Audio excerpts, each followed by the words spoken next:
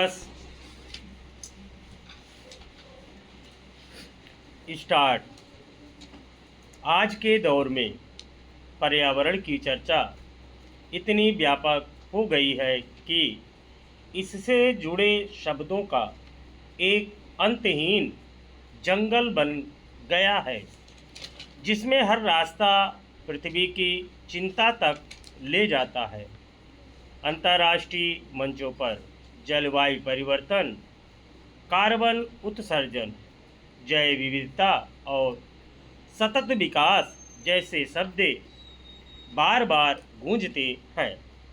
सम्मेलनों में पृथ्वी को बचाने के संकल्प लिए जाते हैं।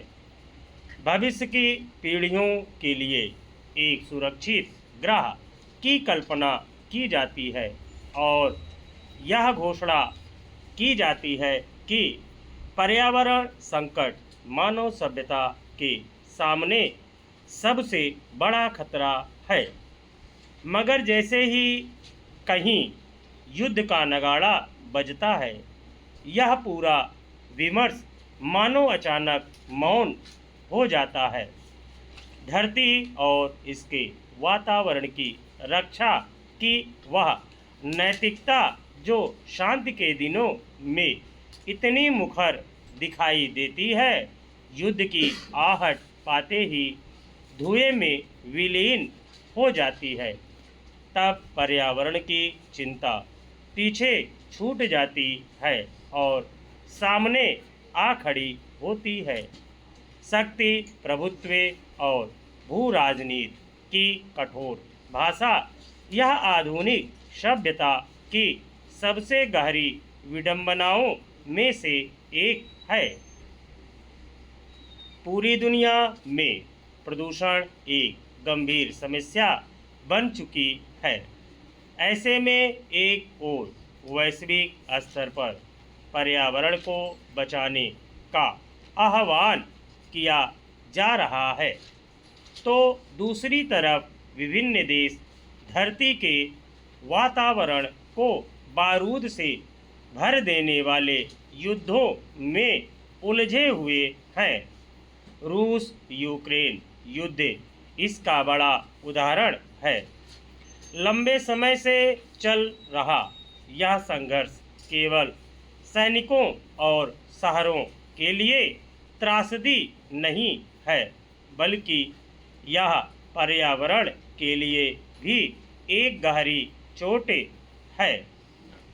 जब मिसाइलें तेल भंडारों, ऊर्जा संयंत्रों और रासायनिक कारखानों पर गिरती है, तो केवल इमारतें नहीं टूटती, हवा में विषैला धुआं फैलता है, नदियों में जहरीले पदार्थ घुलते हैं और मिट्टी की संरचना तक बदल जाती है।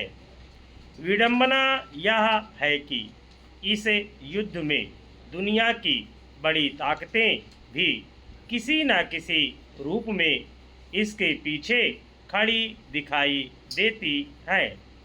सैन्य सहायता, हथियारों की आपूर्ति और रणनीतिक समर्थन ने इस संघर्ष को लंबा और जटिल बना दिया है। यही वे देश हैं जो अंतर्राष्ट्रीय मंचों पर पर्यावरण संरक्षण के सबसे मुखर प्रवक्ता भी हैं। इसी तरह अब इजराइल, अमेरिका तथा ईरान ने भी युद्ध का मोर्चा खोल दिया है। इसने मध्य पूर्व की धरती को एक बार फिर बारूद के ढेर पर खड़ा कर दिया है।